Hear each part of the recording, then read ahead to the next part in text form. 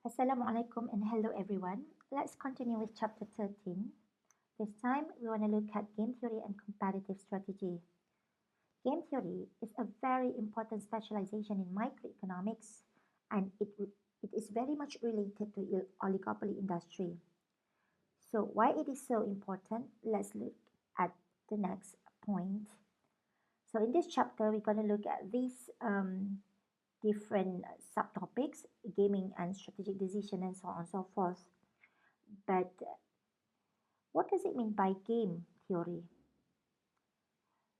So there are some terms that we need to understand before we go into detail in terms of theories itself. So those terms are game, payoff, strategy, and optimal strategy. Now, what does it mean by game? For ordinary people, game, they may refer to sport, for instance, football. So if you have football match, that is a game. But what is payoff when you play football? The payoff of playing football very well is winning the match. But how do you can win the match? You must have strategy. So what kind of strategy you must have? For instance, you may pay attention to your defense and kicker, or you may want to have the target players on teams contending for playoffs. Assalamualaikum and hello everyone. Let's continue with chapter 13. This time we want to look at game theory and competitive strategy. Game theory is a very important specialization in microeconomics and it is very much related to oligopoly industry. So why it is so important? Let's look at the next point. So in this chapter we're going to look at these different subtopics, gaming and strategic decision and so on and so forth. But what does it mean by game theory? So there are some terms that we need to understand before we go into detail in terms of theories itself. So those terms are game, payoff, strategy, and optimal strategy. Now, what does it mean by game? For ordinary people, game, they may refer to sport, for instance, football. So if you have football match, that is a game. But what is payoff when you play football? The payoff of playing football very well is winning the match. But how do you can win the match? You must have strategy. So what kind of strategy you must have? For instance, you may pay attention to your defense and kicker, or you may want to have the target players on teams contending for playoffs. What is the optimal strategy? Optimal strategy itself is a kind of strategy that could lead to the winning of the game.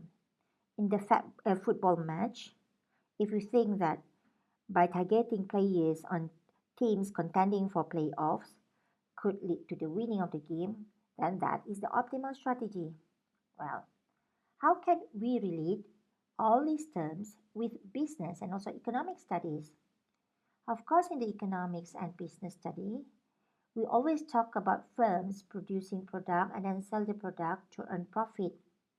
So in this case, the game is to sell the product, to produce and sell the product. But what's the payoff of producing and selling the product? Let's say shampoo. The payoff is the revenue and profit that we could earn or any firm could earn. How to win the game in the business? So we must have strategy. We must remember that we also have contenders or we also have rivals or competitors. So let's say I'm selling shampoo. So my strategy is perhaps I could have advertisement on TV or I could lower the price of my shampoo. And what's the best strategy? The best strategy or the optimal strategy could be putting advertisement on TV so as to increase the market share or to increase the number of customers buying my shampoo. Like I said earlier, when we want to have the strategy, any kind of strategy to win the game or to maximize our profit in our business, we must remember we are not alone in the industry or market because we have competitors. If firm A wants to maximize profit, its competitors also wants to maximize profit.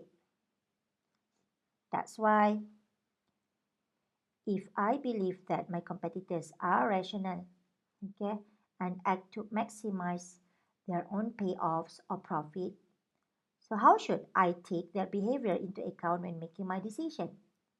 So whenever I try to have any kind of strategy, I must take into account after I execute my plan and strategy, what will be the reaction of my competitors. Now let's crack on to two different main games. Those are cooperative games and also non-cooperative games. What does it mean by cooperative game? Actually, cooperative game is something that you already knew from the previous chapters. It is a game in which participants can negotiate binding contracts that allow them to plan joint strategies. So this means if I am firm A and you are firm B, and we want to have some sort of agreement, all right, to sell our products at the same level of price, that is higher price. Why do we do this? Because we want to maximize our profit. Then this is cooperative game. So it is nothing else but collusion actually. What about non-cooperative game? It is a game in which negotiation and enforcement of binding contracts are not possible at all. So if I try to negotiate with you to agree to charge at the same high price level and you don't agree, then in the end, we just have price war or quantity war. So this is what we call non-cooperative game. It is very important for us as a firm to understand the point of view of our competitors and to deduce his or her likely responses to our actions. So what does it mean by this? Actually, if we think that we want to maximize profit by reducing the price of our product, thinking that others won't do anything after we reduce the price of our product, that is very wrong. Why? Because there will be reaction by our competitors. Why this happens? Because they also want to maximize profit. If they keep the price at the same level after knowing that we have reduced our price, then they know that for sure all customers will go to us and we can capture all market share in the industry. So when we try to reduce our price, we have to take into account our competitors' point of view. We must know that they are also rational. They will also reduce the price so as to capture more market. Now let's move to the next important concept. It is called dominant strategies. What does it mean by dominant? When a person is very dominant, then we know that whatever he says, we must listen and follow. But in the business study, it is actually a strategy that is optimal no matter what an opponent does. So, how to explain this concept? We can use payoff metrics here. But what does it mean by payoff metrics and how we can read it to understand it better? So, let's say we have two firms, firm A and firm B. Both firms sell competing products and are deciding whether to undertake advertising campaigns or not. So each firm will be affected by its competitor's decision. The question is it okay if I'm from A, I advertise? Will I get more profit or not? What happens if I advertise? What will firm B do?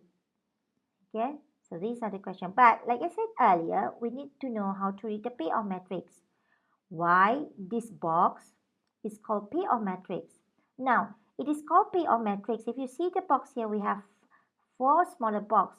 number 1, number 2 here, number 3 and number 4. Okay. In each of the boxes here, 10 and 6 are refers to payoff for firm A. Remember, when we do business, doing business, selling product, the payoff is profit. Therefore, 10 and 6 here is firms A profits. Similarly, 15 and 10 here is firm A's profit. What about firm B's profit? Firm B's profit could be 5 here, could be 8 here, could be 0 here, could be 2. So 10 is the profit for A, but when A can get 10, when A can get 15, when A can get 6. That means in order to understand 10, 5, 6, 8 and whatnot here, we need to know how to read the payoff matrix. Now, like I said earlier, we have firm A and firm B. Firm A, we must know that firm A, in order to maximize profit, firm A has two strategies. What are those two strategies? Either to advertise or don't advertise. Similarly, okay, firm B also has two strategies, either to advertise or don't advertise. How do we know? Advertise or don't advertise here are the selection of strategy for firm A. And here, advertise and don't advertise here are different selections of strategies for firm B. Alright, let's look at how to read the payoff matrix. Listen carefully. Given that firm B advertise is this one for firm B. Therefore, we are referring to this column. Okay? Now, again, given that firm B advertise, if firm A chose advertise also, then what is firm A's profit? Firm A's profit is 10. That's how we read it. Now, given that firm B advertise, therefore we also refer to this column. What is firm A's profit if firm A doesn't want to advertise? Therefore, firm A's profit will be 6. Get me? Let's move on to different types of firm B strategies. Given that firm B doesn't want to advertise, then it refers to the second column here. Okay? If firm A doesn't want to advertise, then firm A's profit will be 10. Okay? Given that firm B doesn't want to advertise, again, we refer to this column. Okay? What is firm A's profit if firm A decides to advertise? Firm A's profit will be 15. Therefore, we are referring to box or cell number 2. We have learned the method of reading payoff matrix. Now we move to the main objective, that is to understand the meaning of dominant strategies. Like I said earlier, it is actually a strategy that is optimal no matter what an opponent does. So here we use the same payoff matrix. Like I said to you earlier, we have firm A and firm B. We want to check whether firm A has dominant strategy or not. We also want to check whether firm B has dominant strategy or not. Recall back, firm A's strategies are 2. What are those 2 strategies for firm A? Advertise, don't advertise. Similarly, firm B also has 2 strategies, advertise or don't advertise. Okay, let's check whether firm A has dominant strategy or not. Let's use what we have learned earlier in order to determine the dominant strategy for firm A. Okay, given that firm B advertised, therefore we are looking at the first column. Now, if you are firm A, you have two strategies: advertise or don't advertise. Which strategy will you choose given that firm B advertise? Is it you want to advertise also, or you don't want to advertise? You look at the payoff here. If you as firm A advertise, you get payoff or profit equivalent to 10. But if you don't advertise, you get 6 as payoff matrix. Which one will you prefer? Obviously, you'll prefer 10 in it. So this one you don't choose. So you choose 10. Now, let's say we move on to different situation. That is, firm B doesn't want to advertise. When firm B doesn't want to advertise, we are referring to the second column here. Okay? Now, if you are firm A, you have two options as well, either to advertise or don't advertise. If you advertise, you have 15. If you advertise, you have 15, but if you don't advertise, you have 10. Which one do you prefer? Of course, 15. Why? Because 15 is bigger than 10. So you don't choose 10, you choose 15.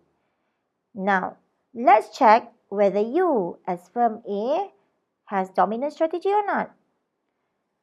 When firm B advertise, you choose advertise.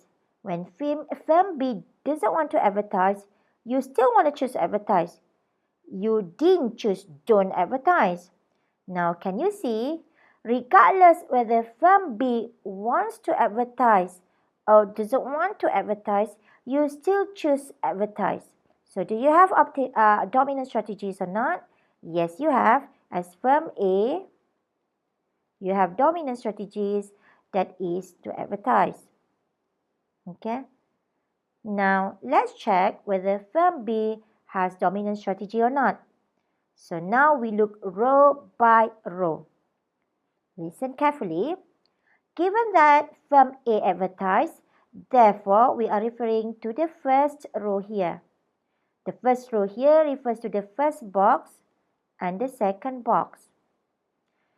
Given that firm A advertised, now assume you are firm B instead.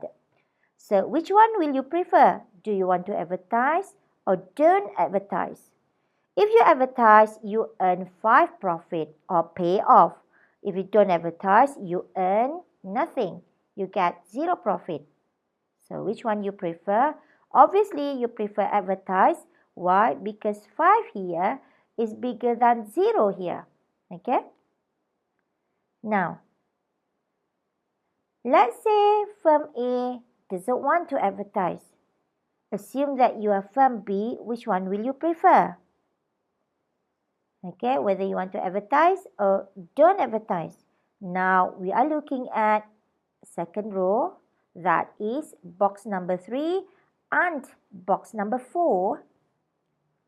So here, we can see if you as firm B, you want to advertise, you obtain 8 as the payoff or profit as the payoff. Now, if you don't want to advertise, you earn 2. So which one do you prefer? Obviously 8 over 2. So you will choose to advertise. You don't choose not to advertise. So can you see, regardless what firm A wants to do, whether to advertise or don't advertise, you as firm B still want to choose advertise because income or payoff from advertise is bigger than income or payoff from not advertising. So firm B also has dominant strategy, that is advertising strategy. You already understand the concept of dominant strategies. Now let's use this payoff matrix to find equilibrium. How do we find equilibrium? What does it mean by equilibrium in game theory? So equilibrium in game theory is basically we want to find, given that each firm has certain number of strategies, finally they end up with which strategy, they end up with what profit, they end up with what total profit in the industry. So let's find out. So here, listen carefully. We know that each firm has dominant strategy, that is advertising. Okay. Given that firm B advertised, then we are talking about the first column. Okay. The first column refers to box number 1 and box number 3. If you are firm A, which strategy will you choose? Advertise or don't advertise? Obviously, you will choose advertise because profit or payoff for advertise is bigger than profit or payoff for don't advertise. In particular, 10 is bigger than 6. So we tick 10, we untick 6. Next, given that firm B doesn't want to advertise, therefore we are referring to the second column here. Second column here, we are referring to box number 2 and box number 4. If you are firm A, would you advertise or don't advertise? Obviously, 15 is bigger than 10. Because 15 is bigger than 10, I mean the payoff or the profit, therefore you as firm A, you choose to advertise. Now, we read row by row. Listen carefully. Given that firm A wants to advertise, we are referring to the first row here. Okay, that means we are referring to box number 1 and also box number 2. If you are firm B, what would you choose here? Would you advertise or you don't want to advertise? Obviously, 5 is bigger than 0. Therefore, you as firm B, you will choose to advertise. Next, given that firm A doesn't want to advertise, therefore, we are looking at the second row here. That is, we are looking at box number 3 and also box number 4. If you are firm B, which strategy will you choose? Is it advertise or don't advertise? Obviously, you can see clearly here, 8 is bigger than 2. Therefore, you will choose to advertise. You don't choose don't advertise. From all of these 4 boxes, which one has more ticks? You can see the one that has more ticks is box number 1. Box number 1 is basically equilibrium. This equilibrium is actually what we call Nash equilibrium.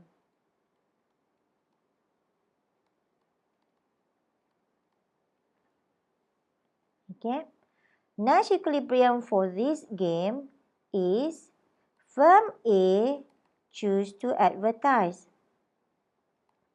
Firm B also choose to advertise. Profit for firm A is 10. Profit for firm B is 5. Total profit in the industry or market is 10 plus 5, which is 15. So Nash equilibrium is basically all of this. Yeah? Now,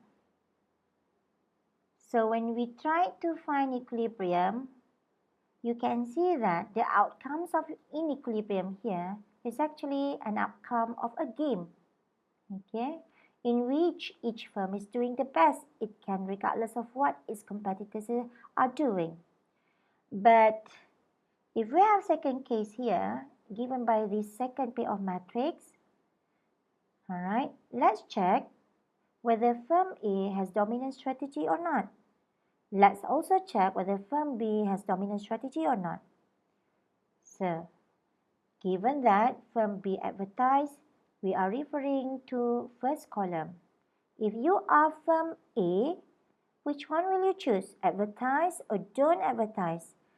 10 is bigger than 6. So you choose advertise.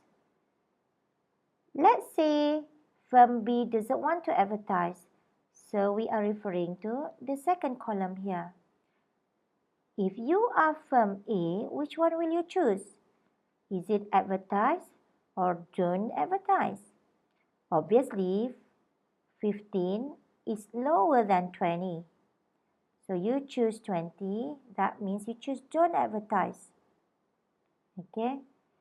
So, can you answer whether firm A has dominant strategy or not? Firm A, alright. When firm B chooses advertise, firm A chooses advertise. When firm B don't advertise, firm A don't advertise. Can you see whether firm A wants to advertise or doesn't want to advertise? It depends on the strategy and action of firm B. Now, therefore, there is no dominant strategy for firm A. Okay, nil. Alright, now let's check firm B, whether firm B has dominant strategy or not.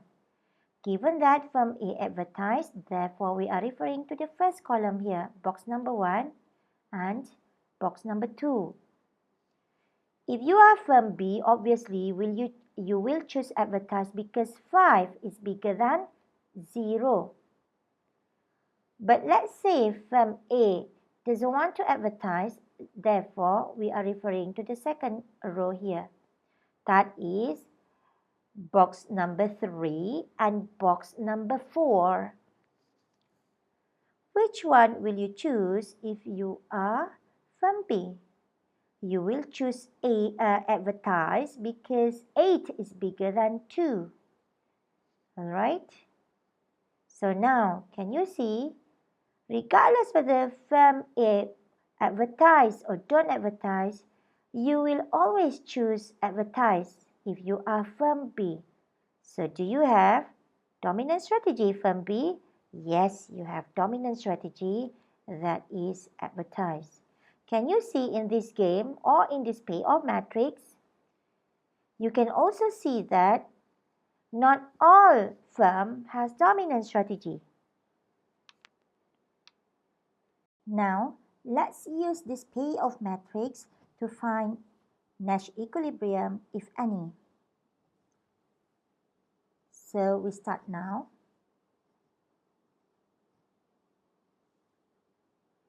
Given that firm B is choosing advertise, therefore we are talking about this row. That is, we are talking about box number 1 and also box number 3. Firm A will choose advertise because payoff for advertise, which is 10, is bigger than payoff of don't advertise, which is 6. So we untick 6, we tick 10. Next, given that firm B choose don't advertise, then we are referring to the second column. So firm A will choose don't advertise because the payoff or profit for don't advertise, which is 20, is bigger than the payoff of advertise, which is 15. And tick 15, tick 20. Next, given that firm A advertise, so we are looking at box number 1 and box number 2. Firm B will choose advertise because 5 is bigger than 0. Next, given that firm A chose don't advertise, then we are referring to the second column here, box number 3 and also box number 4.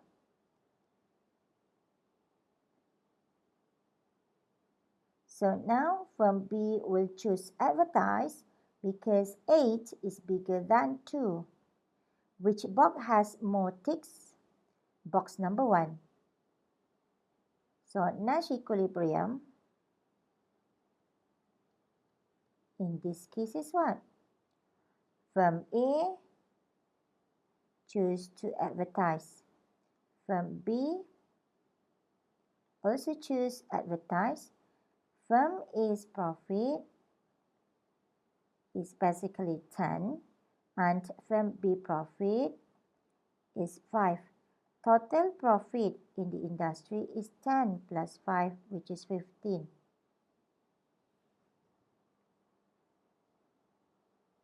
From this exercise, can you see the difference between Nash equilibrium and also dominant strategies?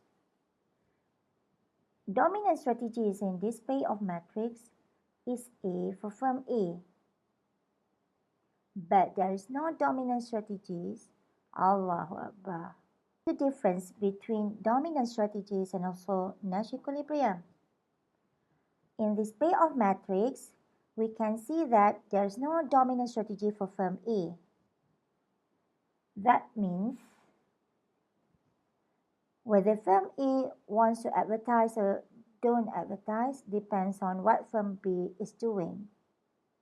Nevertheless, we can see that firm B has a dominant strategy which is advertise. No matter what firm A is doing, whether to choose advertise or don't advertise, firm B always chooses advertise because advertise gives firm B more profit regardless what firm A is doing.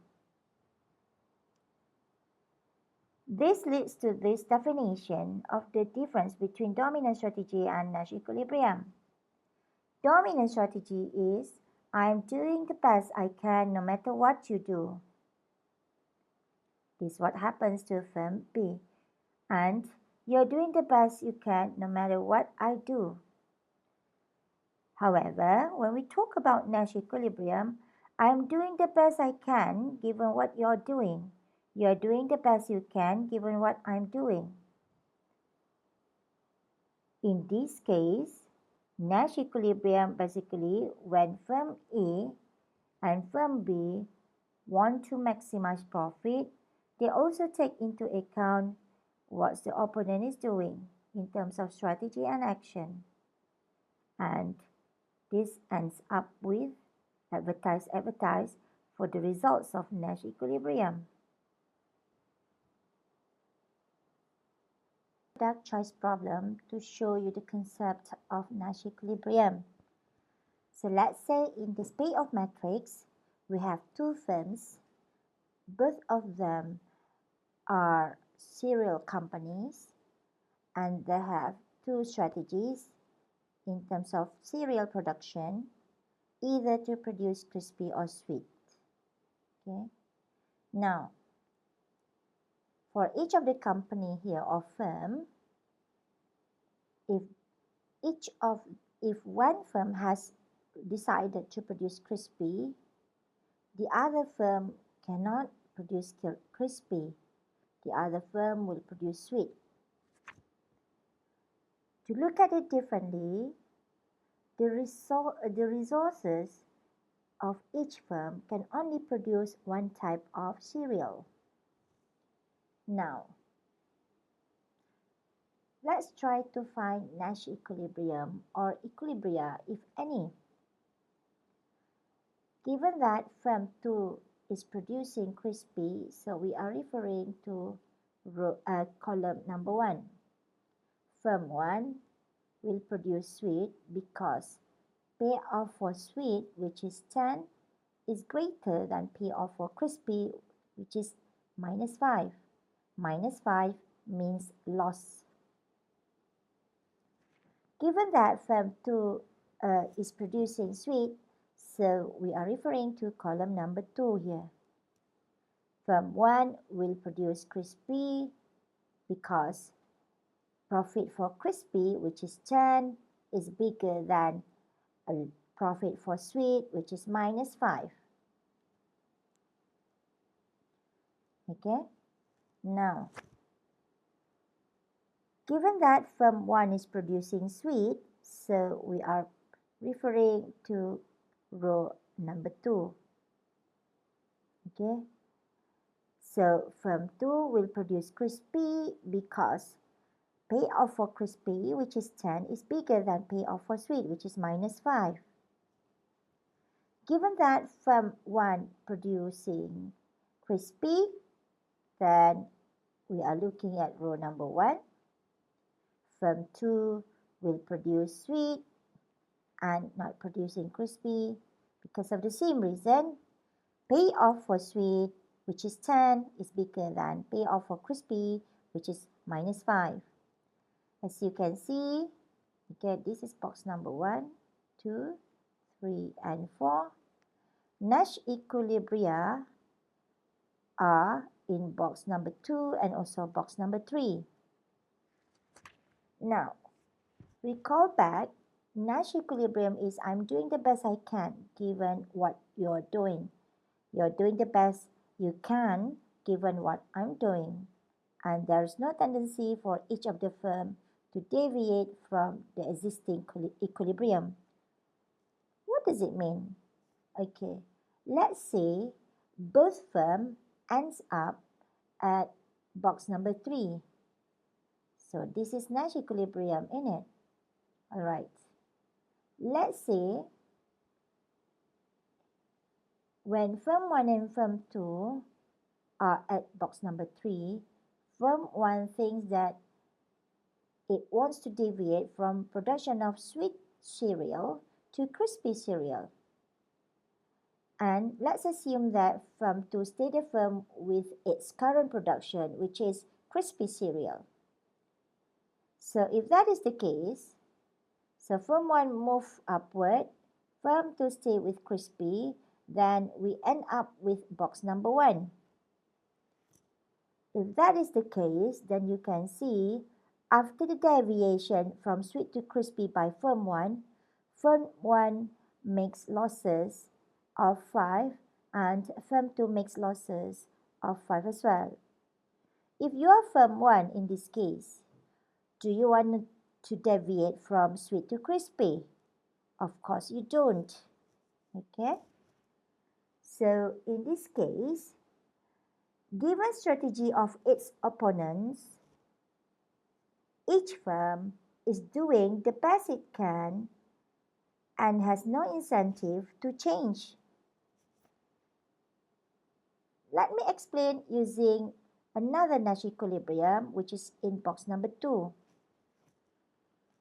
Alright, so let's say currently we already know that firm 1 is producing crispy, receive 10 payoff. Firm 2 is producing sweet, receive 10 payoff as well. But let's say firm 2 tries to deviate from its current production from sweet to crispy. So if that is the case, then firm 2 move here, isn't it? Let's say firm 1 still want to produce crispy. Then we end up with production at box number 1. Do you think that firm 2 wants to deviate from sweet to crispy cereal? Obviously no, because if it moves to crispy cereal, then it receives minus 5 or loss of 5. Then we can see that there is no tendency for firm 2 to deviate from its current equilibrium, which is in box number 2. Okay, same goes to firm 1. Therefore, the Nash equilibria in box number 3 and also box number 2 are stable. Because like I said earlier, given strategy of its opponents, each firm, which is firm 1 or firm 2, is doing the best it can and has no incentive to change its strategy. We have seen the process of obtaining Nash equilibrium in the previous examples. However, we must remember that Nash equilibrium depends heavily on individual rationality. That means if firm 1 is rational, he will choose the strategy that can only give him the highest profit. However, he must take into account the response of his opponents. If his opponents responds in a rational way, his opponents also chooses the strategy that can give the highest or the maximum profit to his opponent. Not all the time people can think rationally, even in business. So, if our opponent is irrational in terms of decision making, it can also affect our profit. So each player's choice of strategy depends not only on its own rationality but also on the rationality of its opponent. The limitation of rationality among firms can be explained using payoff matrix here. Let's say we have two firms in the industry, therefore we call this industry as duopoly. Both of them are producing a file encryption software for computers that have same standard. That means if firm 1 produces file encryption software, this software can be used in another software produced by firm 2 and vice versa. And this is very good to consumer because they have many choices in the market for the same file encryption software. Let's see these two firms have two different types of strategies in R&D or research and development. The two strategies are whether they want to invest in R&D or they don't want to invest in R&D. For your information, private sector seldom invest in R&D. What's the reasons of private sectors opting not invest in R&D? Usually, if one firm already invested in R&D, the other firms will choose not to invest. They become free rider because the cost of R&D is very expensive and it's very easy for others to copy the technology. If you could recall back the production of CD-ROM,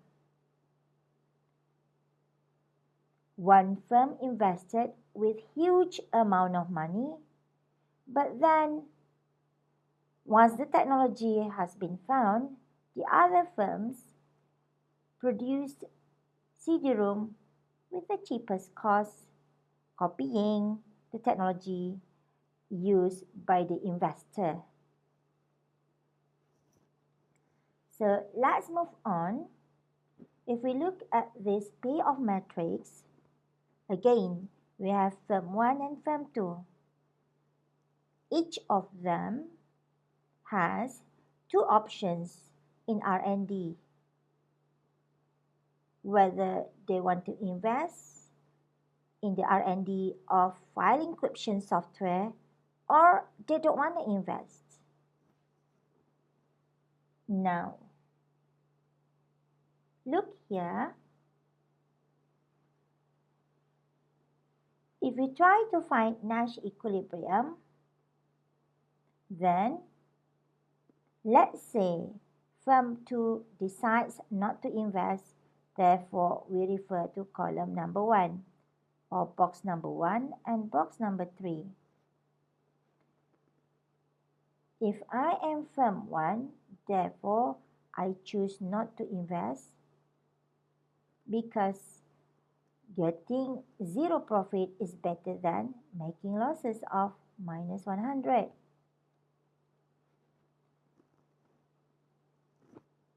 Let's say firm 2 decides to invest. Firm 1 will choose to invest because investing gives 20 payoff or profit, but if firm 1 chose not to invest, then firm 1 will make losses of 10. Given that firm 1 chose not to invest, then we are referring to the first row, box number 1 and box number 2. If I am firm 2, I'll choose to invest because 10 is bigger than 0. Given that firm 1 chose to invest, then we are referring to row number 2. We are referring to box number 3 and also box number 4. If I am firm 2, I'll choose to invest because to invest, it gives me 10 payoff. But if I don't invest, I receive nothing. Then you could see Nash equilibrium will be in box number 4. Firm 1 invests. Firm 2 also invests. Profit for firm 1 is 20. Profit for firm 2 is 10. Total profit is 20 plus 10 equivalent to 30. Now, we want to look at this payoff again, but this time we want to find out who has dominant strategy. Let's check whether firm 1 has dominant strategy or not. Given that firm 2 don't invest, firm 1 will also choose don't invest because 0 is better than making losses of 100. Given that firm 2 decides to invest, then firm 1 will invest because 20 is bigger than loss of 10. Okay? Can you see firm 1 doesn't have any dominant strategy because whether it wants to invest or don't invest depends heavily on the strategy and action of firm 2, that is, don't invest or invest. So no strategy, dominant strategy for firm 1. Let's check whether firm 2 has dominant strategy or not.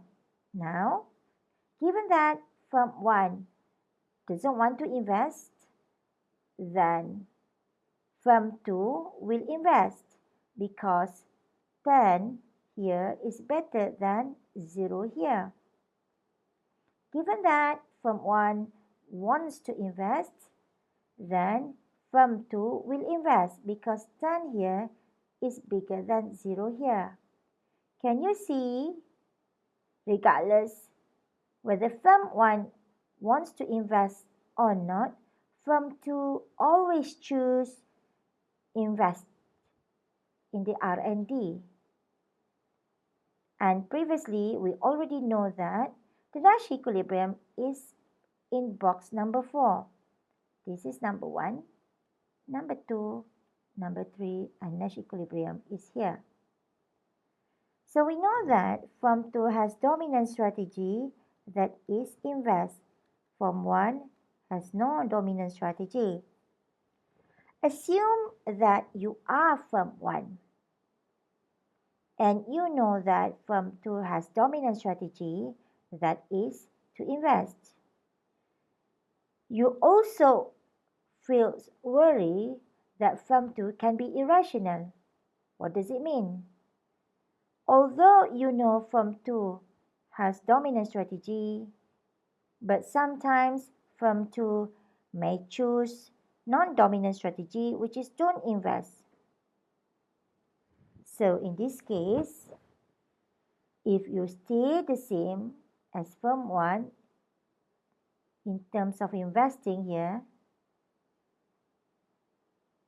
thinking that firm 2 is rational, however, it is not, then that means firm 2 will divert his strategy from invest to don't invest.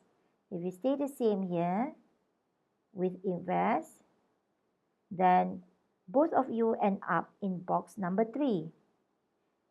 You don't divert, so you invest, but firm 2 divert, so we change the box now from number 4 to number 3. You stay the same here, but firm 2 chooses here, then we are looking at box number 3. What happens to you as firm 1? Obviously, you are making losses of minus 100 instead of profit of 20. What should you do as firm 1 if you don't want to have losses of 100? Then you have to adopt a kind of strategy called maximin strategies. What is this?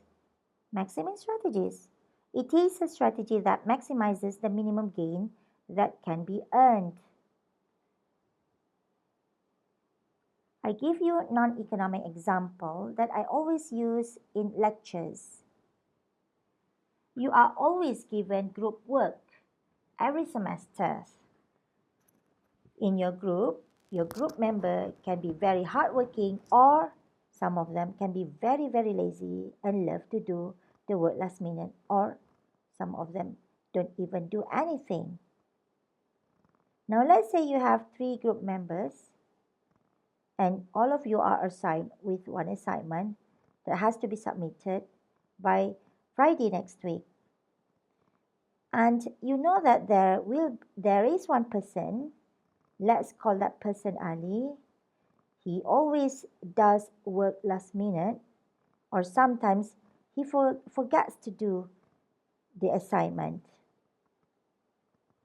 What would you do with Ali? How can you be confident in terms of submitting assignment if you have this kind of person? What is your strategy in order to avoid the problem with Ali? The main question is actually what you should do so that you can still submit your assignment on time with good results, although Ali is very lazy. So probably most of you will do assignment on behalf of Ali. I mean Ali's part. So what have you done here? You are trying to prepare for the worst. You know that the worst is Ali won't do the assignment, won't do his part for the project paper. There is a possibility of all of the group members to get very low mark if nobody take action. So what should you do here? Perhaps some of you would do assignment for Ali, especially on Ali's part. What have you done? You have done maximin strategy.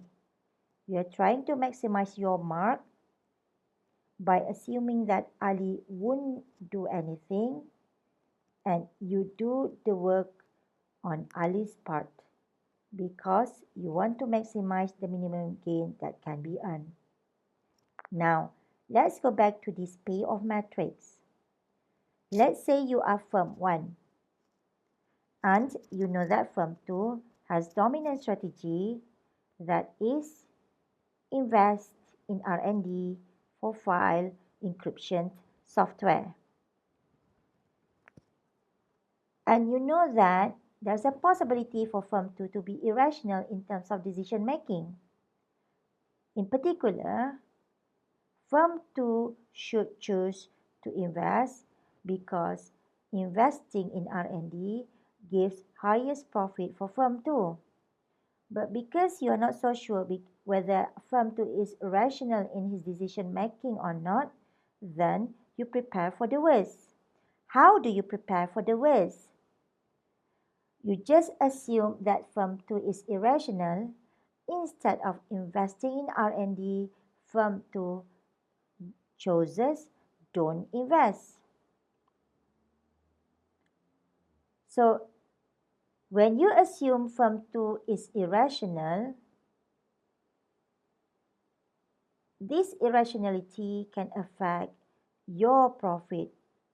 Let's say if you don't invest, you will get zero profit. But if you invest, when firm 2 is irrational, you will receive losses of 100. How to maximize your gain given that firm 2 is irrational? Logically speaking, it is better for you not to invest because when firm 2 is irrational, that is, firm 2 chooses don't invest. If you invest, you make losses. If you don't invest, you earn nothing, but you don't make losses. Obviously, don't invest for you is better than invest. So you end up with box number 1. This is the maximum strategies. Being firm 1, you can be unsure about firm 2 rationality. That is, if firm 2 is known to be irrational for about 100%, then you know what to do. So, of course, you will decide not to invest without any doubt. But what if you are so unsure whether it wants to invest or not, given its irrationality tendency? So there's another way to make decision, that is maximizing expected payoff. So here, how can firm 1 maximizing its expected payoff given the tendency of irrationality in firm 2's decision making? Okay. Now, actually, firm 1 can assign probability to each feasible action for firm 2. Okay, so it can assign probability basically. All right. So this is basically maximizing expected payoff of firm 1. Now let's begin. So here, let's say you assume you yourself firm 1 and you think that the probability that firm 2 will be irrational is like 10%. So if the probability is 10% irrational, that means firm 2 goes for don't invest in it. This implies, okay, 100% minus 10% equivalent to 90% is basically for investing. All right, this is what firm 1 believes what firm 2 will do. All right, now given these probabilities, okay, firm 1 wants to know its expected payoff when it invests.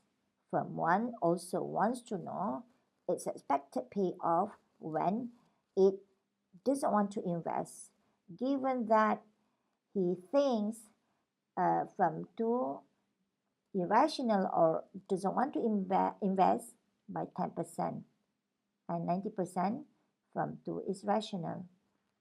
Okay, why do we call it as expected payoff? Because the way we calculate payoff in this case is based on probability. That's why it is called expected payoff. Now, firm 1 expected payoff can be calculated as this. So here we have firm 1 expected payoff, okay, is equivalent to what? Now, let's look at expected payoff for firm 1 if firm 1 invests. Okay, invest. So it's equivalent to, you look at the probability here, when firm 2 doesn't want to invest or being irrational, the probability firm 1 assigned to firm 2 is 0.1. Here 0.9. We want to look at firm 1's expected payoff when it invests. So we look at second row here. Okay, invest. So you see the payoff here, 100 minus 100 and then 20.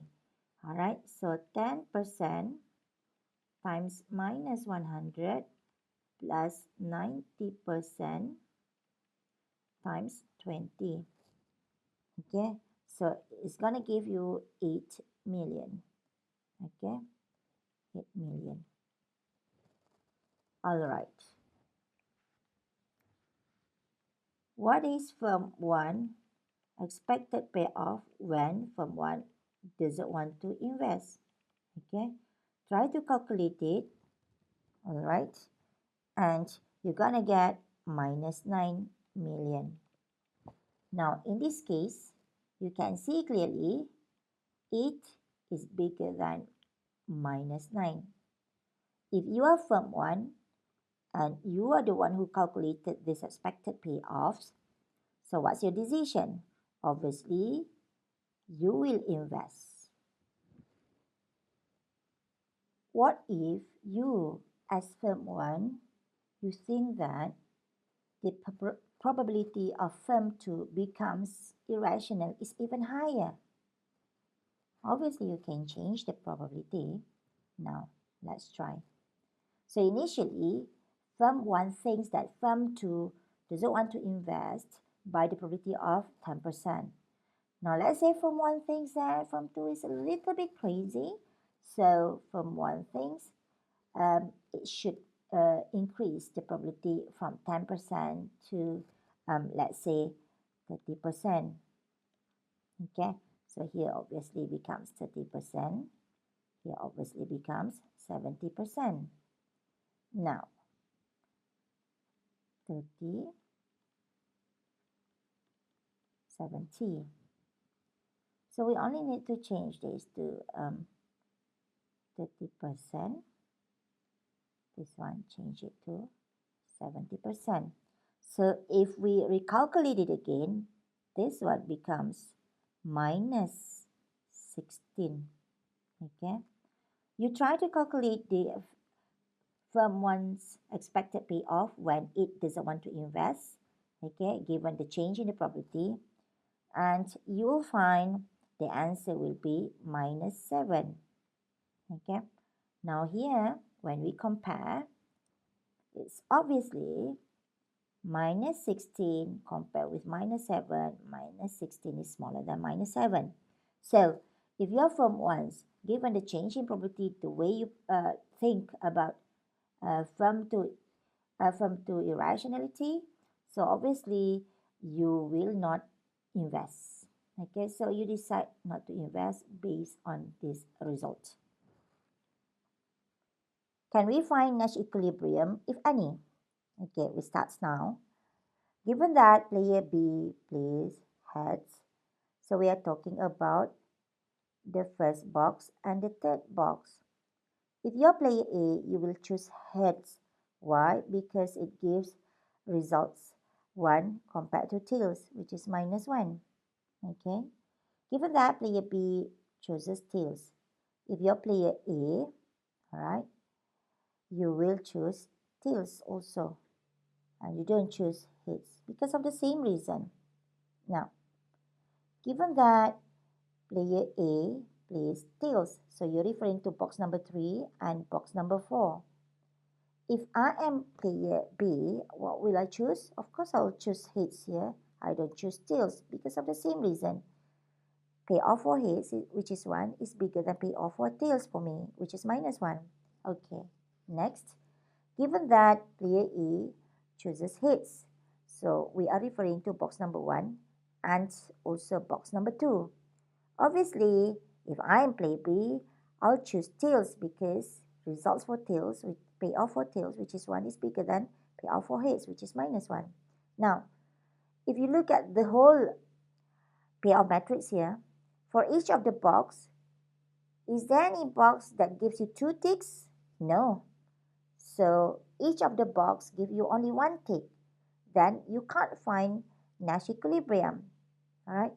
If Nash equilibrium using pure strategy like this, either head or tail, doesn't give you any result, what would you do?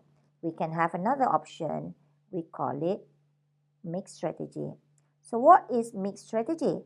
It is a strategy in which a player makes a random choice among 2 or more possible actions based on a set of chosen probabilities. So that means when we mix the strategy, we must assign probability for 2 heads and tails, and then we recalculate the expected payoff, and then we compare and contrast between 2 different strategies, and then we decide which strategy we want to use in our game. Another payoff matrix. Remember, I've just introduced to you the definition of mixed strategy, but I haven't explained to you the example of mixed strategy. So let's use this example, but I still want to talk about pure strategy. Okay, so in this example here, we want to find if Nash equilibrium exists or not. So here we have 2 persons, Joanne and Jim. Assume that they are couple and they like to spend Saturday night together, but they have different tastes in entertainment. Okay, so if you see the payoff matrix here, 2, 1, 0, 0, 0, 0, 1, 2. If you look at the box number 1 here, all right, outcome for watching wrestling for Joanne is 2, but outcome for watching wrestling for Jim is 1. Okay, here in box number 4, the outcome for Joanne watching opera is 1, but the outcome for Jim watching opera is 2. Can you see? Based on the outcome, Jim prefers opera, but Joanne prefers mud wrestling. Okay, but logically, when we are talking about couple, you look here in box number 3 and box number 4. Okay, so here, even if they have different tastes, but if they go to different entertainment because they're couple, it's obviously they don't earn any satisfaction at all, because couple is like, you know, I don't mind if we go to cinema together as long as I'm with you, though I don't like cinema. Okay, now let's try to find Nash equilibrium or equilibria, if any. Okay, given that Jim decide to watch wrestling, okay, then if you're Joanne, so obviously watching wrestling is better than watching opera. Why? Because outcome 2 is better than 0, isn't it? Given that Jim chooses opera, if you're Joanne, you prefer to watch opera too, okay, because 1 is bigger than 0. Now, next, given that Joanne wants to watch opera, if you are Jim, you want to watch opera too, because 2 is bigger than 0. Next, given that Joanne wants to watch wrestling, if you are Jim, you also want to watch wrestling together with Joanne, because 1 is bigger than 0. Now, for this payoff matrix, do you have any Nash equilibrium or equilibria? Yes. It is in box number 1 and box number 2 and 4. In box number 1, okay, Joanne prefer wrestling strategy. Okay, Jim also prefer wrestling strategy. Okay, payoff for Joanne is 2. Payoff for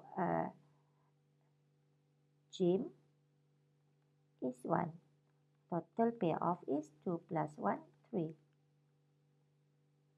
Similarly, you can do the same to find out the Nash equilibrium for box number 4. Okay, but I'm going to use this payoff matrix to explain mixed strategy as well.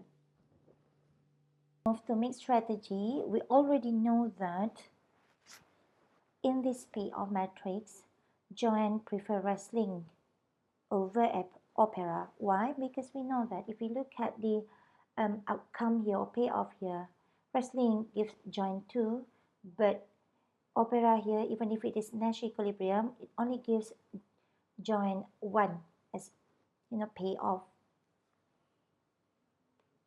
So what we need to do in the study of or analysis of mixed strategy here is that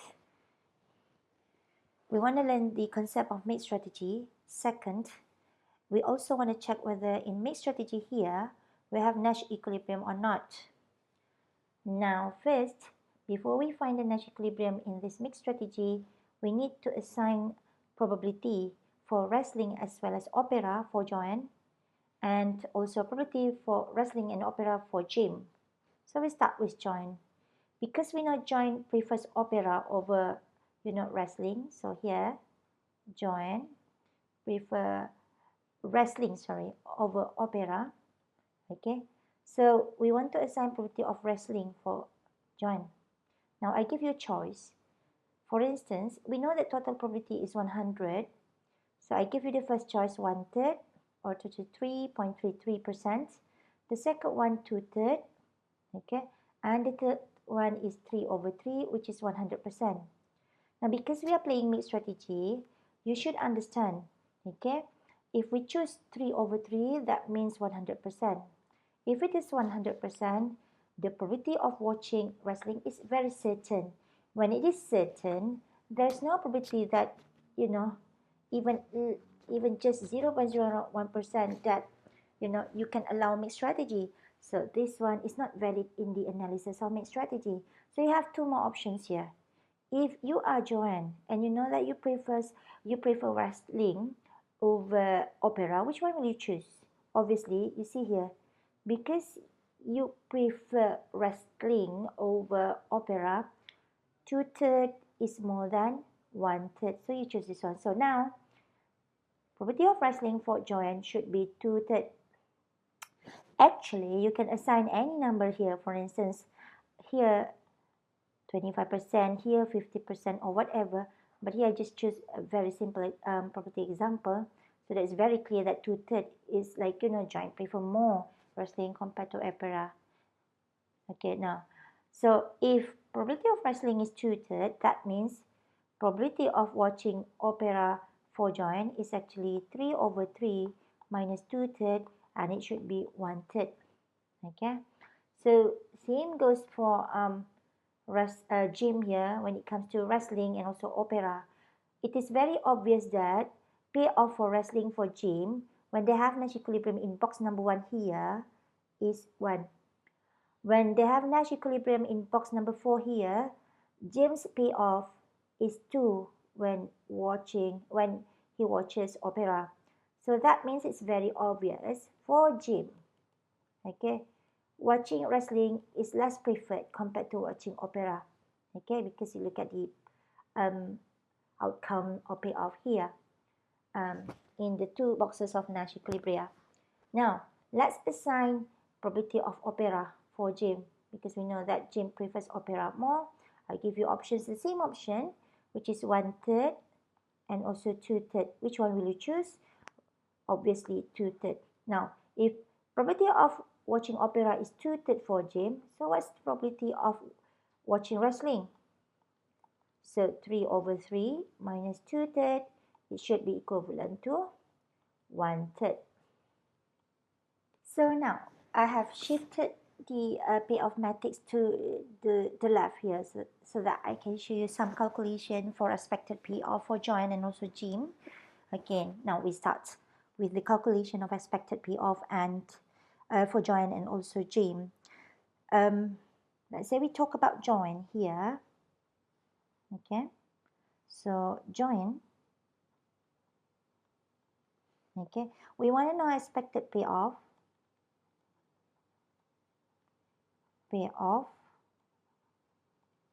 for Joanne when she wants to watch wrestling. Okay, all right.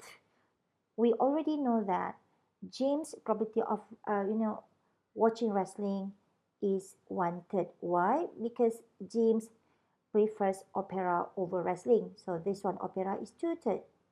We want to calculate expected payoff for wrestling for Joanne. So we must look at the first row. So we must emphasize on this outcome and also this outcome. Then it helps us to calculate expected payoff of wrestling for Joanne. Now, expected payoff of wrestling for Joanne, you see the certain payoff here is 2. So 2 times probability of Jim watching wrestling, which is 1/3, plus, okay, 0 here.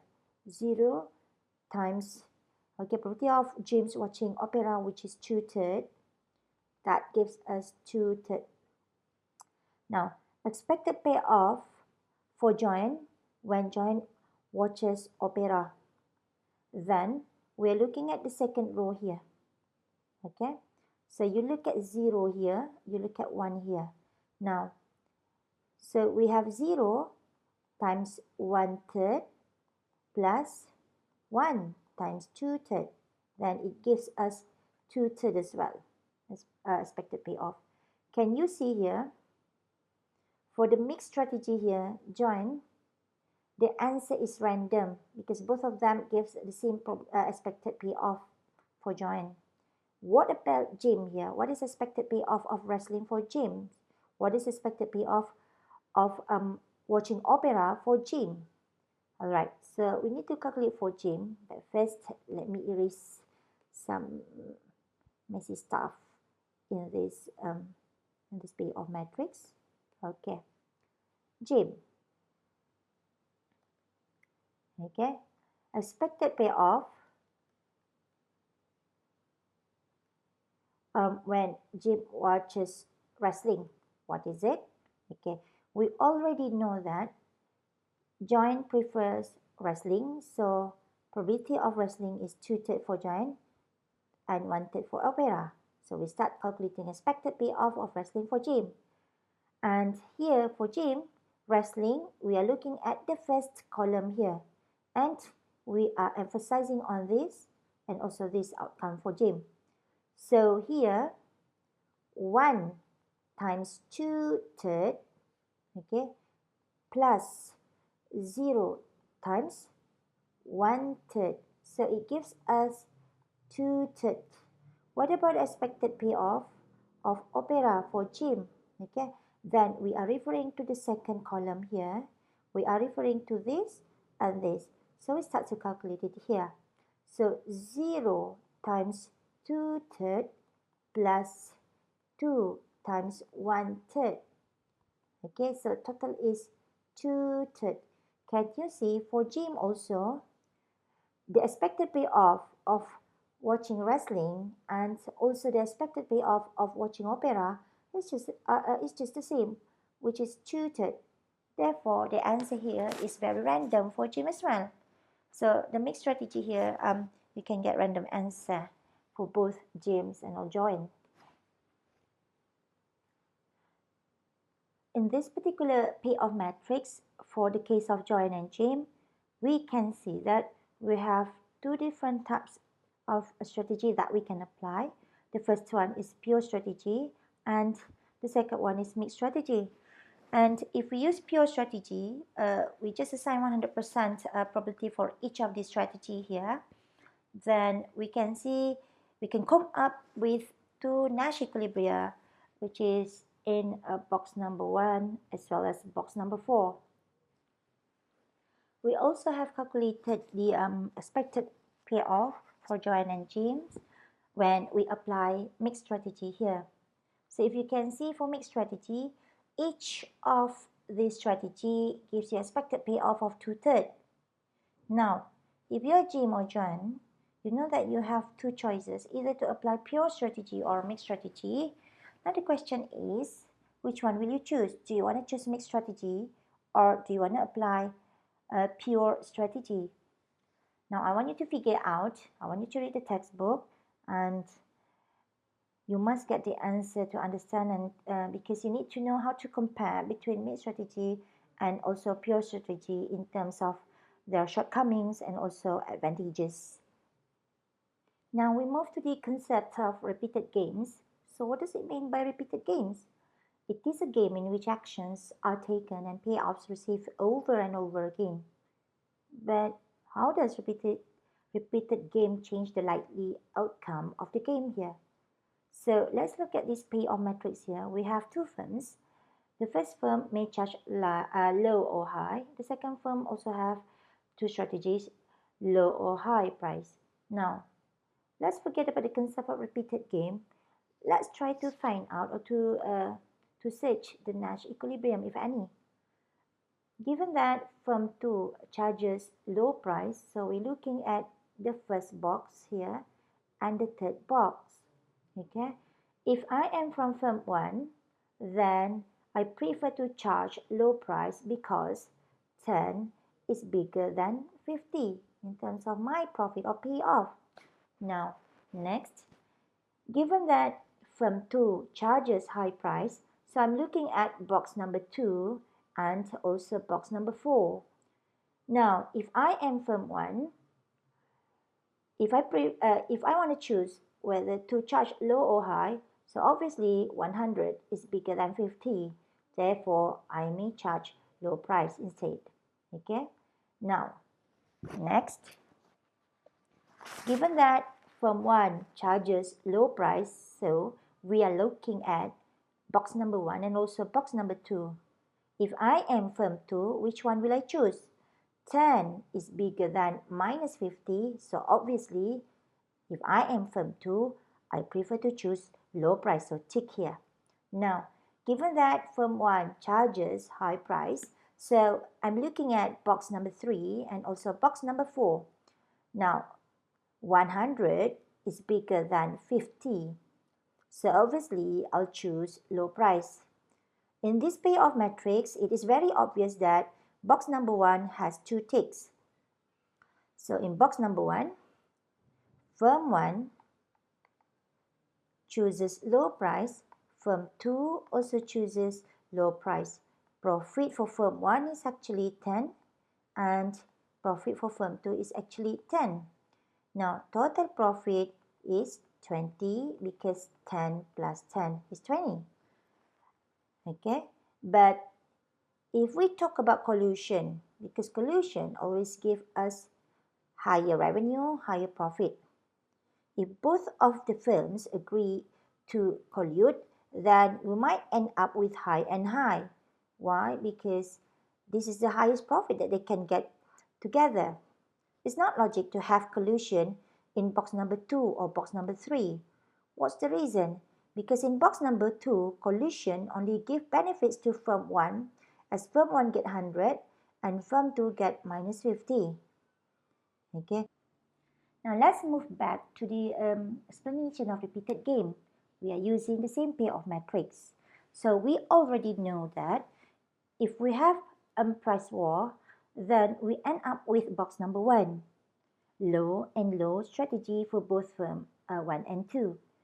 But if we have collusion, we end up with box number 4, high and high price strategy for each of the firms. And they obtain 50 and 50 as a payoff for each of them. Okay. Now just imagine if you have firm 1.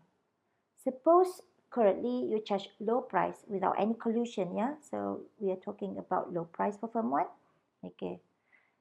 So currently you charge low price and suddenly you want to change the price to high price because you think you can increase the revenue by charging higher price even if quantity doesn't change in terms of sales. But now you know that there will be reaction from your opponents or from your competitors.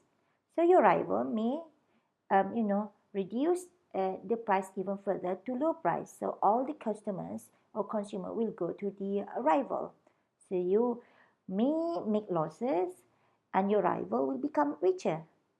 Okay, so the question is, what's the best strategy? If because you want to do the business over and over again, so this kind of thing will be repetitive in terms of competition between you and your competitors. All right, there are many different strategies basically because you just need to be smart in terms of playing business here. So one possible example is probably you want to start with high price and then you lower it. So the moment you lower it, you can expect the reaction from your competitors. Your competitor may also want to lower their price because they also want to capture the market. They don't want to lose the market when you start lowering the price. Or perhaps after that you want to increase the price again and then you want to see what's your reaction after that. And because of that, there is a name for this kind of strategy actually. It's called tit for tat strategy. Um, it is basically repeated game strategy in which a player responds in kind to an opponent's previous play. Okay? And then cooperating with cooperative opponents and retaliating against uncooperative ones. So what does it mean by this actually? So let's say currently both of you charge high price because you have collusion. Okay, so in terms of tit for tat strategy, let's say you try to be honest, but you always watch your competitors. So suddenly your competitors is dishonest. So he wants to charge lower. So if he starts to charge lower, that means your collusion is broken already. Now, so for tit for tat strategy, all right, you know that the moment he starts to lower the price, and you also want to respond by lowering the price, and then the game continues, you keep lowering the price, but then in the end, no profit gain. Because the lower the price, the margin between your cost and also your price will be smaller, and you may make losses.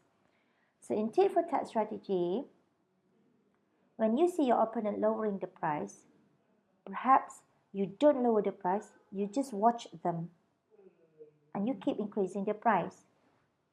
They keep lowering the price, then they may suffer in the business because they cannot make any profit. Now, when the price is lower than the cost, obviously no revenue, no profit. If they could realize whenever they lower the price, you keep lowering the price up to the point where they cannot survive and cover the cost of production, then they may want to follow you. So when they follow you, then you start to cooperate with them.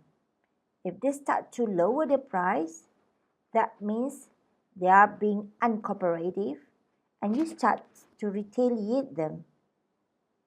So this process keeps going on repetitively, and that's why it's called repeated game. In the end, based on history, when the game repeats itself, then your competitors should learn that whenever they lower the price, you will retaliate them. But if if you increase the price and they follow, then you will cooperate with them and both will gain. So the example that I've explained to you just now is basically tit for tat strategy. So in the tit for tat strategy, repeated game strategy, in which a player responds in kind to an opponent's previous play. And then, if the player will cooperate with cooperative opponents, but if the opponent is very uncooperative, the player will retaliate against him. Sometimes game repeated infinitely. So in this case, if I'm firm 1, my competitor firm 2, my competitor and I repeatedly set price month after month forever without stopping.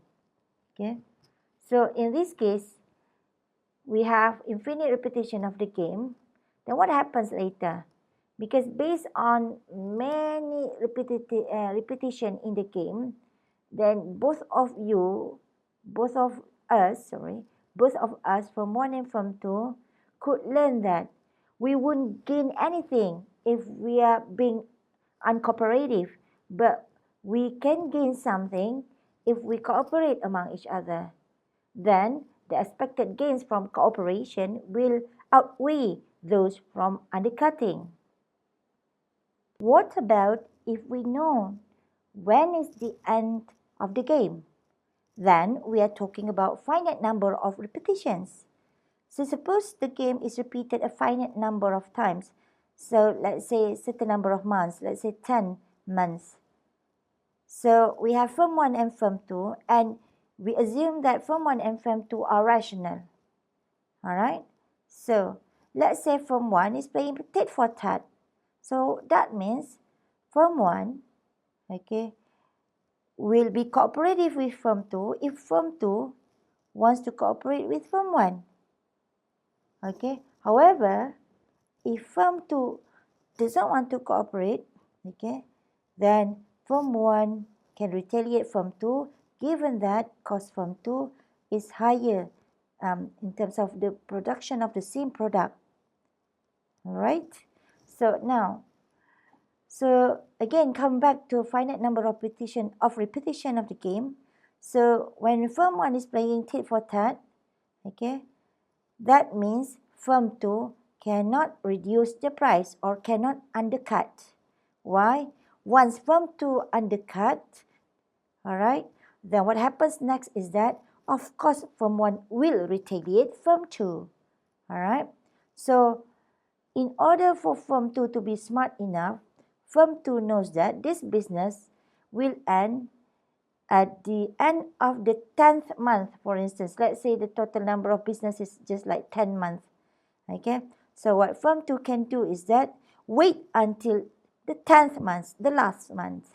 Alright, so firm 2 can start to undercut or to cut the price, okay, in the towards the end of the 10th month, because by doing that, alright, given that firm 1 is still charging higher price, then everybody will go to firm 2 and firm 2 can make a lot of profit.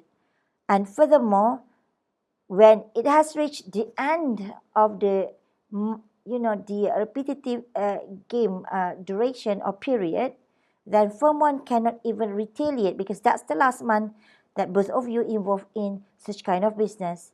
Okay, so towards the last month or the 10th month, firm 2 will decrease the price, and firm 1 cannot retaliate at all because there's no chance anymore for firm 1 to do on firm 2. Okay, firm 1, don't you think that you want to do the same thing like what firm 2 is planning to do? So that means if you have firm 1 and you think rationally, you also want to wait until the last month, let's say the 10th month, to reduce your price so that firm 2 cannot retaliate you. Okay, so this implies, because the same reasoning applies to each preceding month, the game unravels. So the only best or optimal or rational outcome for both firm 1 and firm 2 is to charge a low price every month. Now let's move to another concept in game theory. We call it sequential game. So what is sequential game? It's actually a game in which players move in turn responding to each other's actions and reactions. But before we move further into this concept, let's try to look at this payoff matrix. And I'm sure you have seen this payoff matrix. We have firm 1 and firm 2 in the industry, so we call it duopoly. And for firm 1, we are talking about producing cereals. There are two types of cereals that firm 1 can produce, crispy or sweet. Same goes to firm 2, also produces cereal. There are two types also for firm 2, crispy and sweet. So here, if we have firm 1 producing sweet, firm 1 cannot use all the available resources to produce crispy. Same goes to firm 2. And let's try, using this payoff matrix, find Nash equilibrium or equilibria, if any. So we start now. Given that firm 2 is producing crispy, so we are talking about column number 1 here. So column number 1 refers to box number 1 and also box number 3. Okay, so if I am firm 1, obviously I can see 20 here is bigger than minus 5. So I take 20 and then I choose sweet. Okay, production of sweet cereal.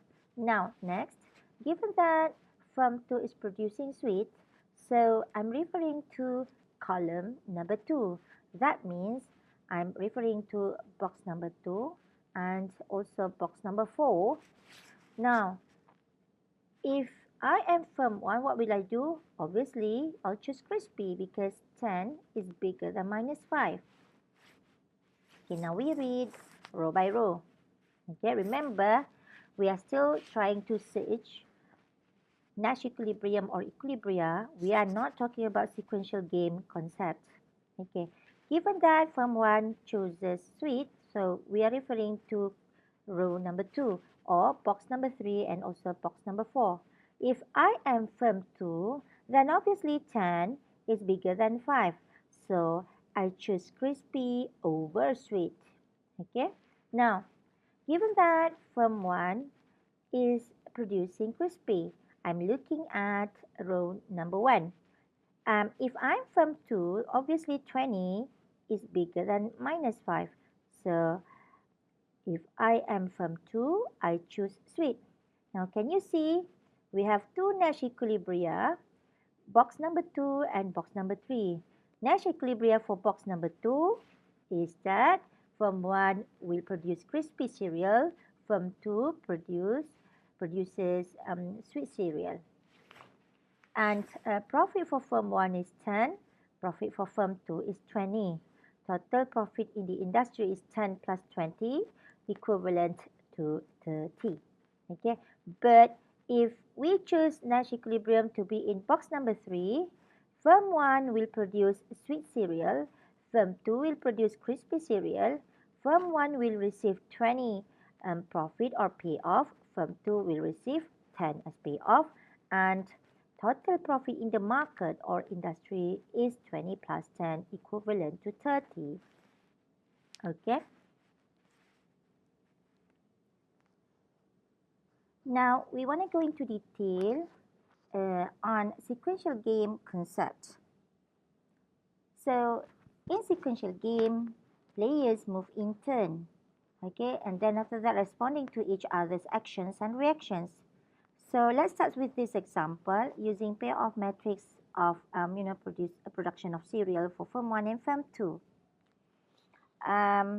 If you see here, okay, logically speaking, anybody would prefer sweet over crispy, especially children when it comes to cereal. So how do we know? Because if you look at box number 3 here, when it comes to Nash equilibrium, firm 1 produces sweet, firm 2 produces crispy cereal. Firm 1 received 20 profit, but firm 2 only received 10. But that's the best for them. Similarly, if you look at box number 2, this is the second Nash equilibrium. Okay, so if firm 1 produces crispy, firm 1 receives 10 payoff. And when firm 2 produces sweet, firm 2 receives 20 payoff. So 20 payoff from profit of producing sweet here means a lot of sales goes to sweet cereal, not to crispy cereal.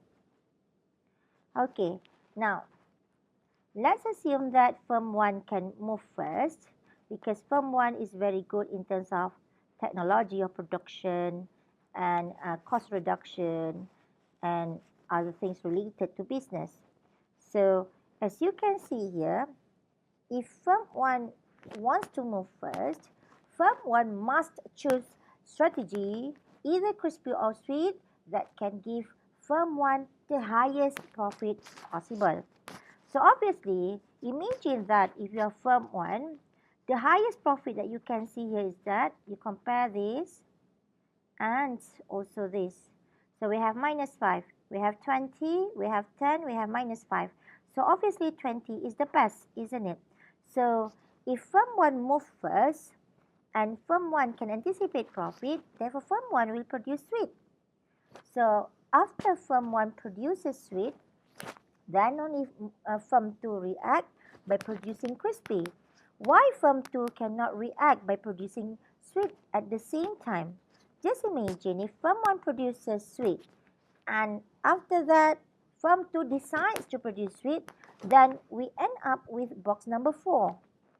So in this case, if firm 2 responds in this way, firm 2 will obtain losses.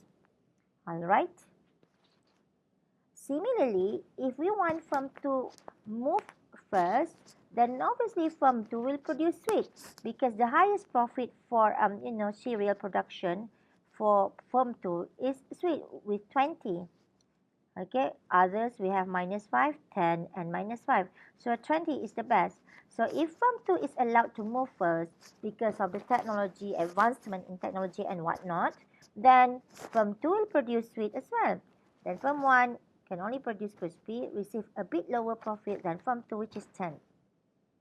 Now in this case, sequential game, can't you see that it is more or less like leadership basically, yeah? And there is another way to look at the concept of sequential game, and this different way gives us easier understanding of sequential game concept. It is called the extensive form of a game. What is extensive form of a game? It is representation of possible moves in a game in the form of a decision tree. I'm sure in your study of statistics or mathematics, you have seen tree diagram like this. Okay, now you can see, let's assume that firm 1 moves first. So firm 1 needs to decide what kind of cereal, what type of cereal firm 1 wants to produce. And we already know if we want to decide what kind of cereal we want to produce, we must make sure that that selection or that choice is the best and can give us highest profit.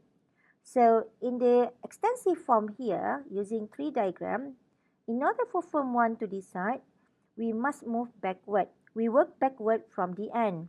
Okay, so before we work from the end, let's try to understand the number here.